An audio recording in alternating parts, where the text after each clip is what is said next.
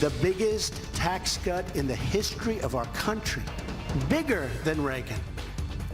If they send it to my desk, I promise all of the people in this room, my friends, so many friends in this room, it's a great state. I promise you I will sign it. We have never sought war with North Korea, and still today, we do not seek it. The day the president believes that the North Koreans have the capability to launch an ICBM with a nuclear weapon on top that can actually hit America, he's never going to let that day happen. NBC News has fired Matt Lauer, as you have heard by now. There were kind of rumblings, of things that were going on for a long time. They deployed helicopters at treetop level to look for this little girl. Somebody just walked right up in there, grabbed a 3-year-old out of the bed. She didn't cry, she didn't scream, nobody heard nothing.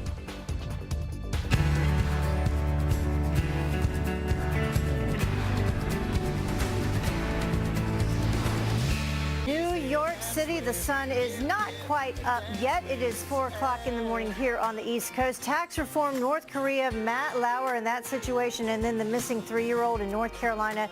There's a lot of news to get to for you this morning. Good morning. You're watching Fox and Friends First on this Thursday. We really appreciate it. I'm Heather Childers. Let's get right to that top story for you, though, since it's such a busy day. President Trump on the verge of a major victory in the fight for tax reform.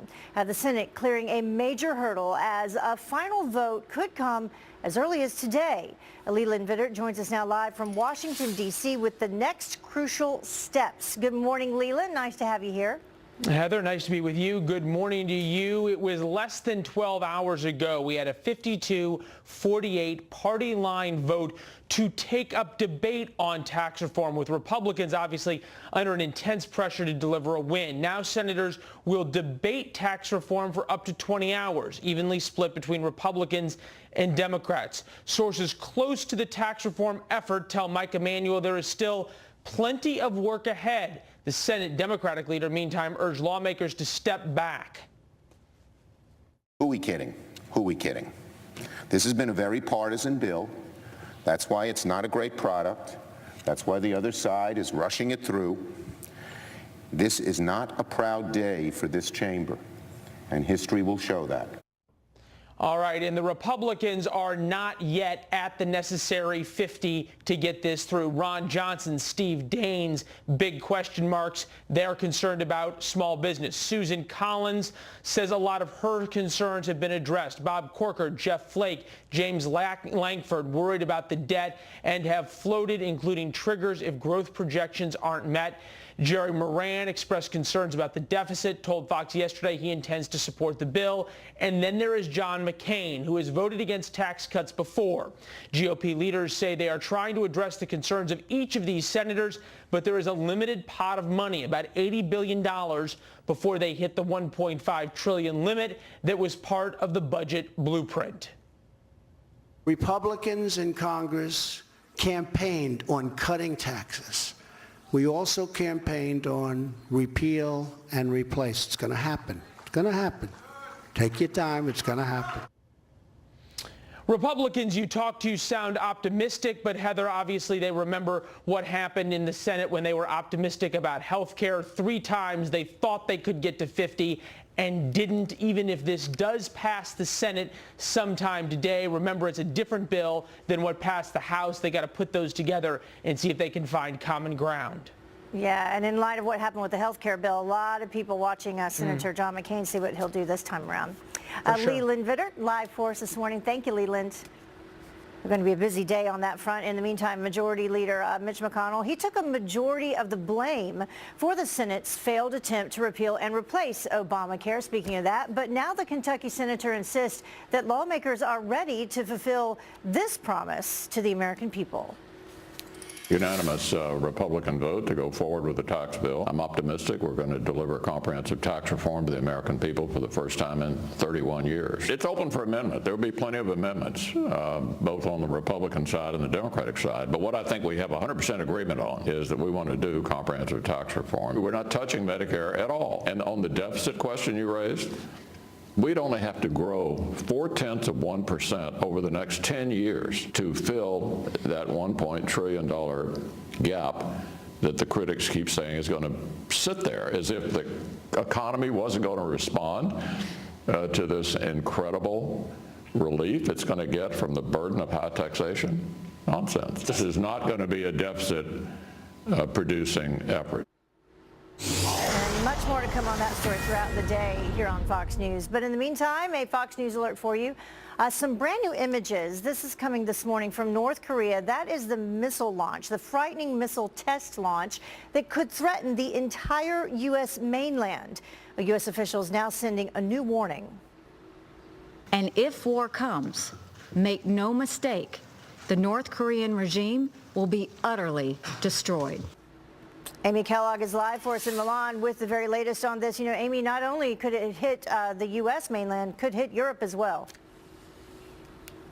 Absolutely. Everyone is quite concerned about this, Heather, and the U.S. is eager to have more sanctions slapped on North Korea, but it is really not clear how much more could be done to significant effect, short of China cutting off fuel supplies to North Korea, and that is something China indicated it is not eager to do. It would be an extremely dramatic step, and you could even argue that it would hurt the North Korean people. Now, when President Trump was in Asia last month, meeting with the Chinese president, the Chinese told him that the sanctions so far passed against North Korea were starting to take an effect, but it really does take time, they said. However, of course, it's debatable how much time there is to get this issue resolved. Meanwhile, more images have come out of the Hwasong 15 rocket that was launched yesterday, the most powerful ICBM tested by the regime to date. Close-ups show its impressive scale. North Korea experts say that Pyongyang is now in the elite club of countries with such potent missiles.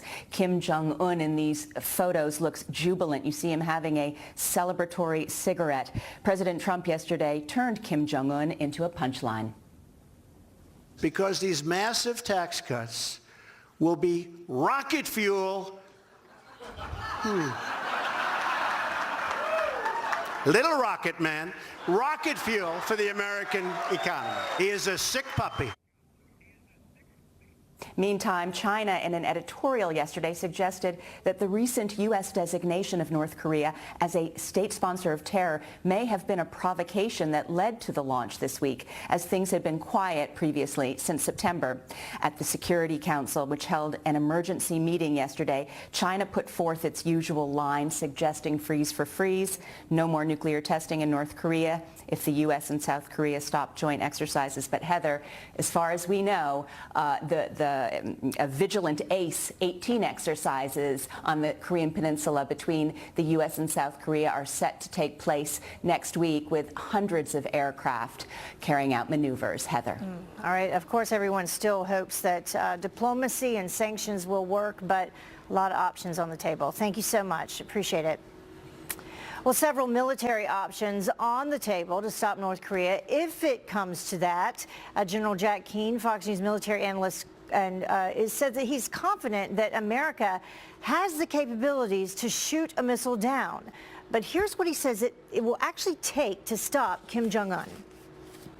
He wants an absolute certainty that the United States is not going to do a regime change on him like we did on Gaddafi in Libya after they gave up their WMD, and he's not convinced that we would. And so what he has put on the table is, I'll stop all my programs, but you have to stop doing training exercises with South Korea. Right.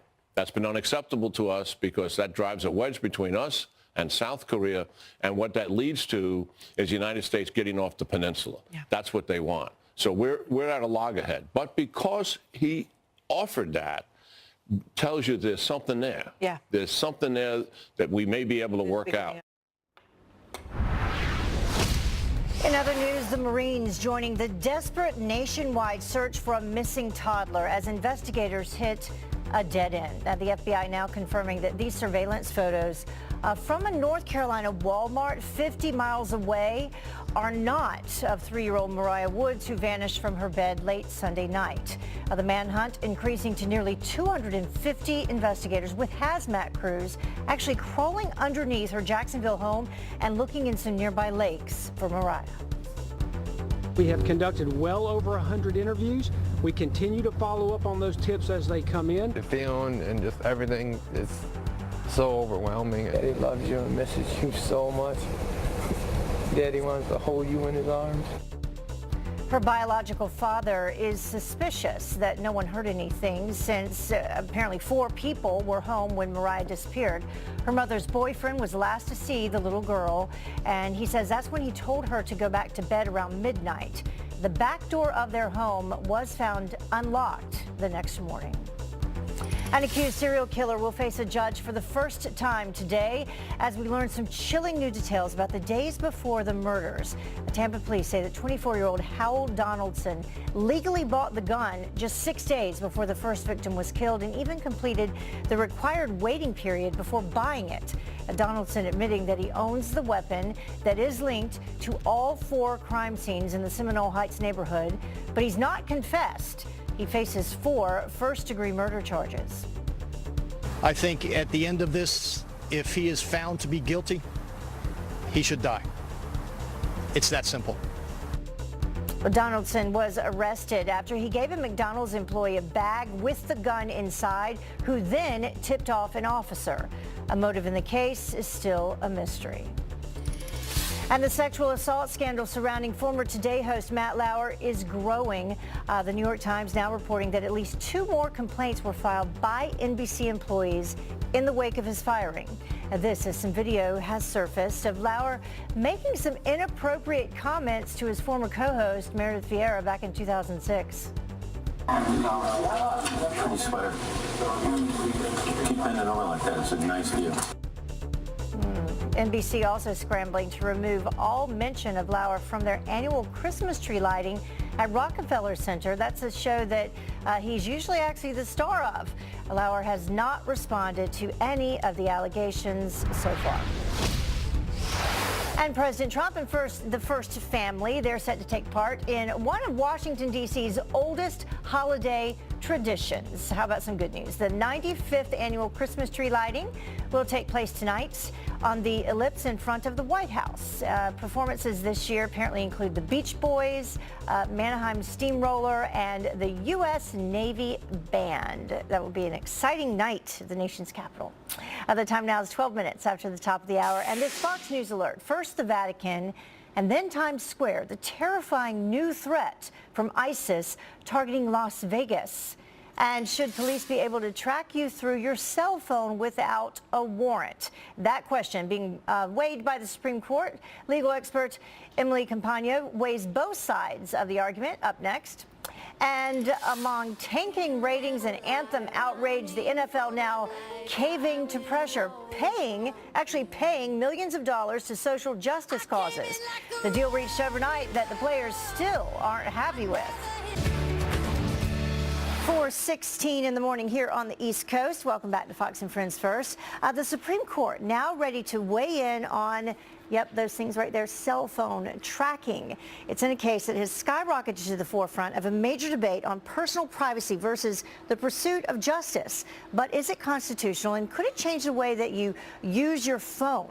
Here to weigh in is former federal attorney Emily Campagno. Emily, thank you so much for joining us this morning.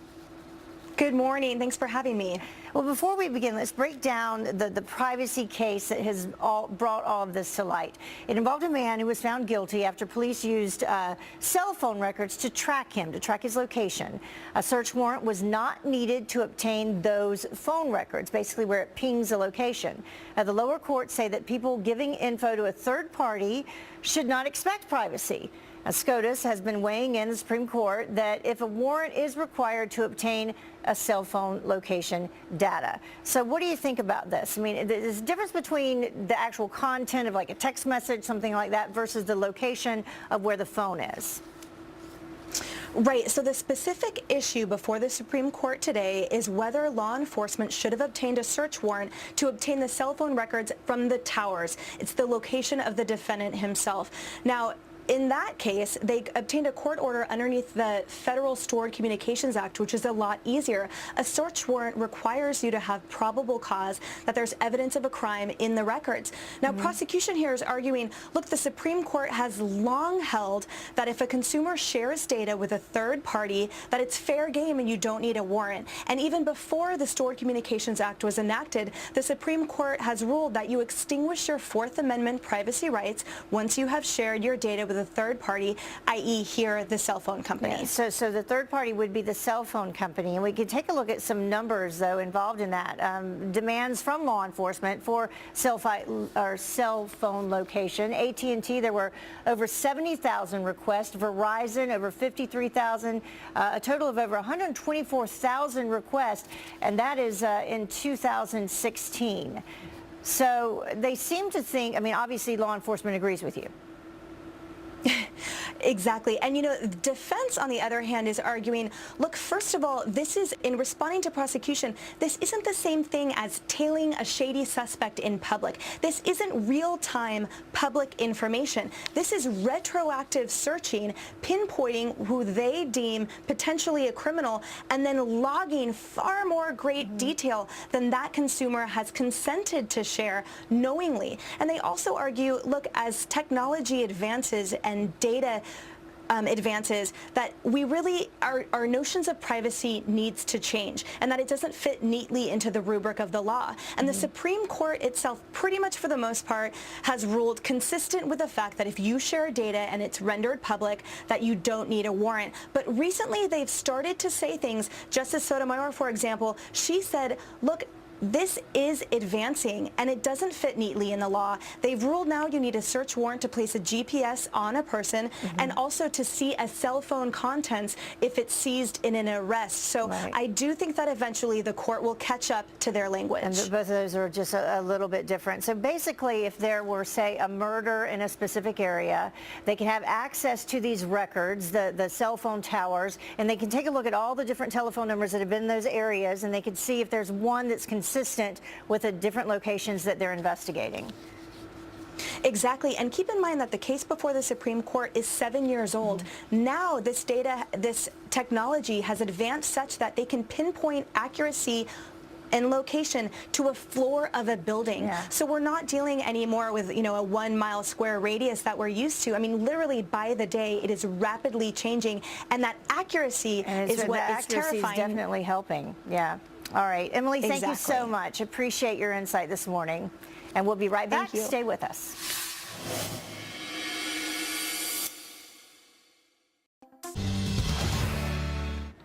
Well, after President Trump retweeted some videos on his Twitter account, he came under fire from all sides, including British Prime Minister Theresa May.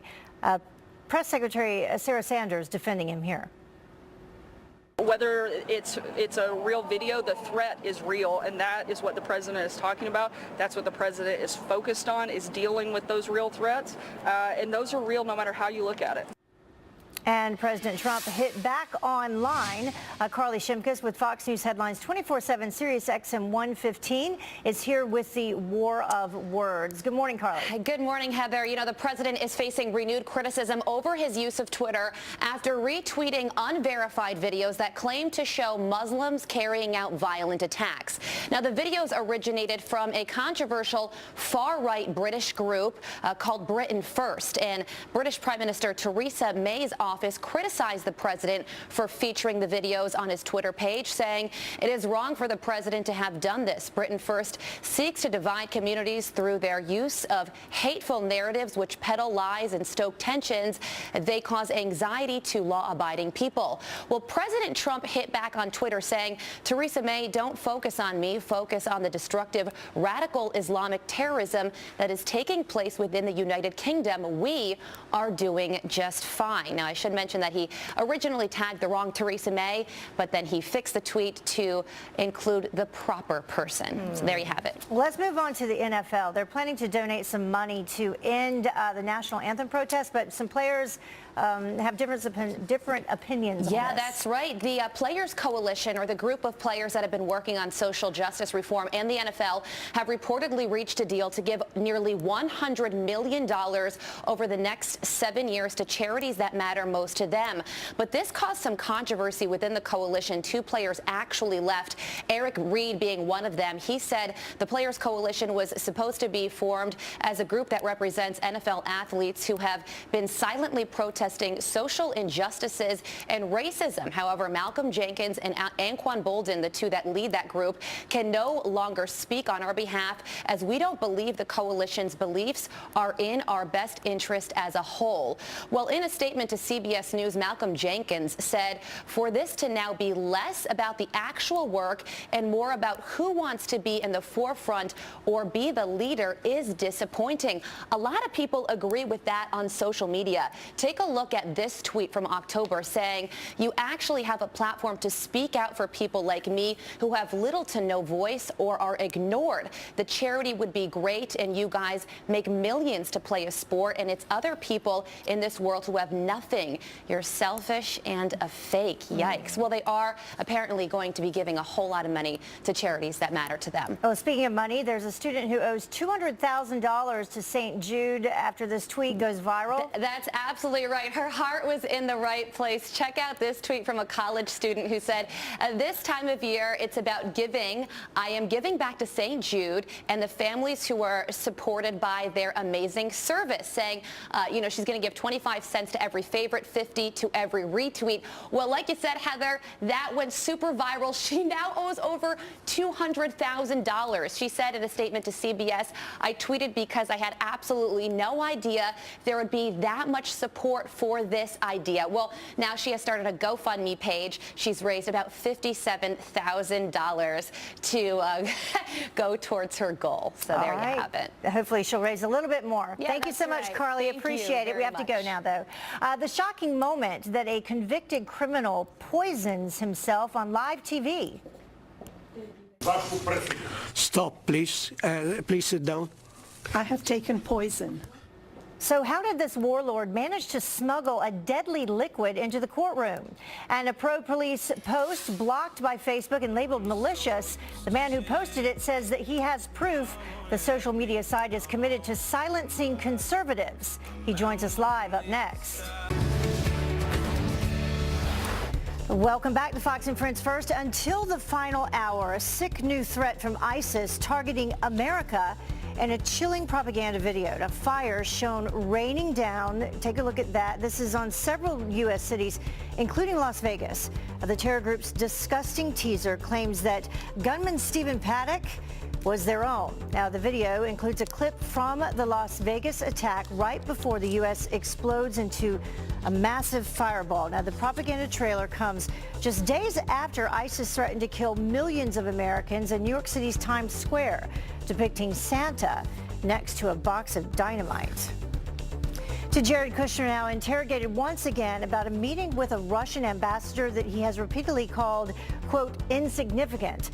President Trump's top advisor telling his side of the story to special counsel Robert Mueller's investigators. Now, Kushner says that the conversation focused on former National Security Advisor Michael Flynn and setting up a call to discuss the crisis in Syria that never happened due to logistics.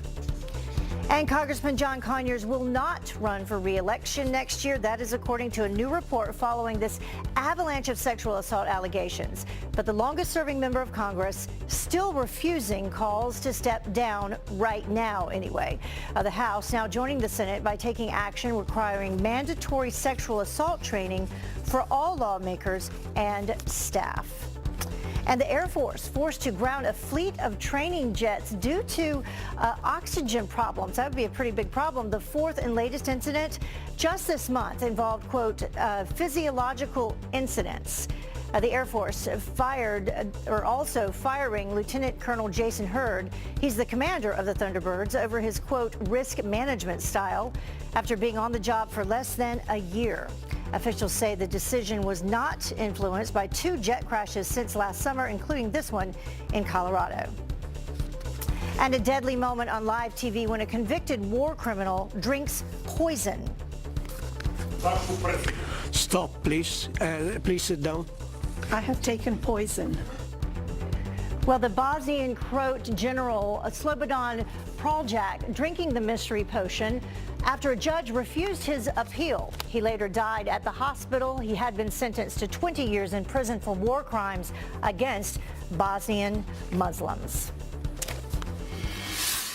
Well, now to another conservative censored by Facebook. Another one, a pro-police post blocked and the social media site claiming that it's because it, quote, violated their policy. And the man behind the post joins me now, CEO of Silent Partner Marketing, Kyle Reyes. Thank you so much for joining us this morning. Thanks for having me. So this is pretty outrageous. I mean, I was very angry when I was reading this article this morning about what happened.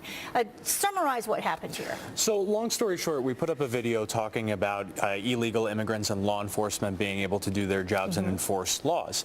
And the video started exploding right away, about 10,000 views an hour, and then all of a sudden the video views stopped, which is completely unusual. So we attached it to an article. We put an ad budget behind it to try and increase the number of people who are seeing it. And you've spent a lot of money in ad. We spent about $10 million a year on advertising, correct. Okay. And all of a sudden, people started getting notifications that it was malicious and that they couldn't share the ad and that it was being stopped for being in violation of their policies. So originally you just had the video on, and that was blocked. And then you tried to go a different route by attaching the video to an article. Correct. And then when people tried to open up the video is when they got the note that it was malicious. Exactly. They said you couldn't click through to the article, you couldn't share the video, so we re-engaged it in another way. Okay. But you know, Facebook and Facebook advertising is like being in an abusive relationship. When it's good and everybody's happy, and when it's bad, when they come down on you, when it's a lousy situation, it couldn't get much worse. I mean, it's what everybody uses today in terms of, you know, social media, getting their information, communicating with friends, all of that. So it's an important part of our community. Well, and not only that, think about all of the small businesses that are impacted by this. Because we spend $10 million a year, we can make a phone call and get that fixed. Small businesses across the country that their family livelihoods depend on Facebook advertising and driving consumers through social media are being shut down, and they have no recourse. They don't know how to respond to situations like that. And you talk about making a phone call and getting it fixed.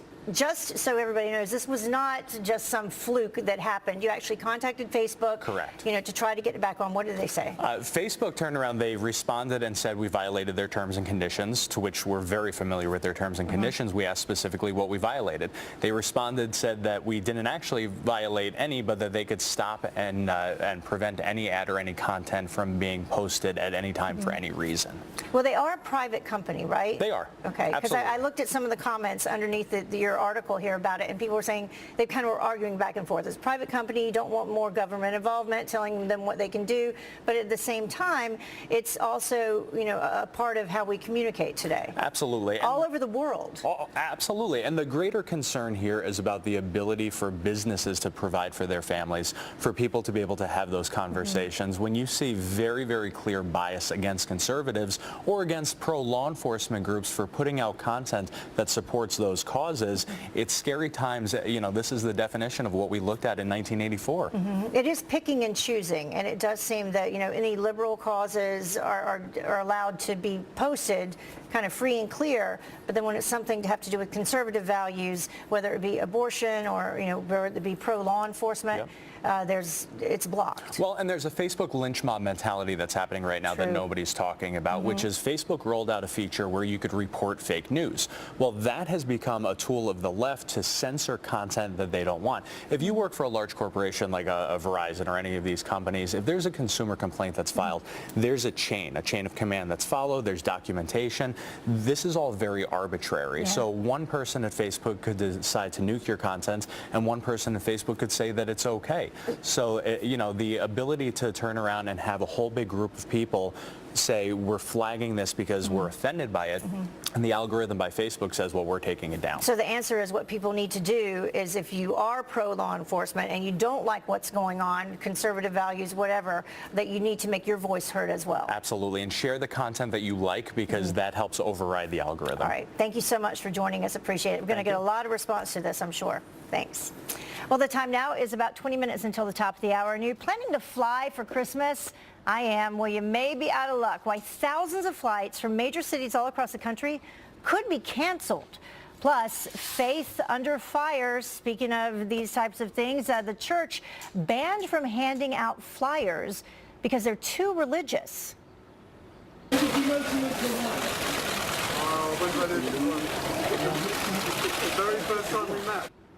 Does love at first sight really exist? The brand new study that says it's all in your head. Welcome back to Fox & Friends. First, a Fox Business Alert for you now. Are you flying out of a major city for the holidays? We may be out of luck. Tracy Crosco from our sister network, Fox Business, here with the airline that is now scrambling to staff thousands of flights. Tracy, what is this about? Well, good morning, Heather. We're going to call this the glitch that stole Christmas. This is a computer glitch that resulted in a scheduling error that now has American Airlines scrambling to cover flights, about 15,000 of them, because they don't have pilots or other cockpit crew members scheduled to work those flights. Now, this comes at their busiest time of the year. And now some of the airports that are affected: Dallas, Fort Worth, Boston, Miami, New York City, Philadelphia, Salt Lake City, Charlotte, North Carolina. Now, American Airlines said that, quote, "We are working diligently to address the issue and expect to avoid cancellations this holiday season. We have reserve pilots to help cover flying in December." Now, they say that they're going to pay these reserve pilots as much as 150% of their flight, of that cost there. So they accidentally, accidentally gave too many pilots Christmas off. That's somehow right. that happened. Well, all right. So Toys R Us, they're recalling a clay craft kit over some mold. Yes. So they're recalling 6,000 Totally Me clay craft kits because that clay does contain mold. Now, there were only 3 cases of mold being found. That was one in the U.S., one in Australia, and one in Germany. But they say they want to be, safe about this, so they've pulled all of them off of the shelves at Toys R Us and Babies R Us. So if you have one of those, take it back, get a refund. And that's the model number that's on the box there. Don't be giving those out for Christmas presents. Yes, absolutely. So we know about 4G. There's 5G, and Verizon is going to roll it out to, 5 cities by the end of next year? Yes, that's right. They are rolling out what they're calling is unprecedented wireless speeds for internet access. So this will be really fast 5G for your home. And, they're starting with 3 to 5 cities in 2018, first with Sacramento, California, and they hope to roll this out to even more cities in the future.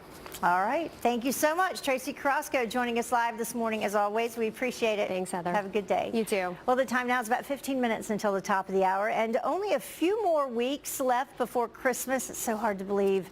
And that means, of course, only a few more paychecks, too. We'll have the tips and the tricks to stretch your dollar and make the most bang for your buck. And sinister sparkle, move over ice says apparently the greatest threat to the world is glitter. You have to hear this one. Stay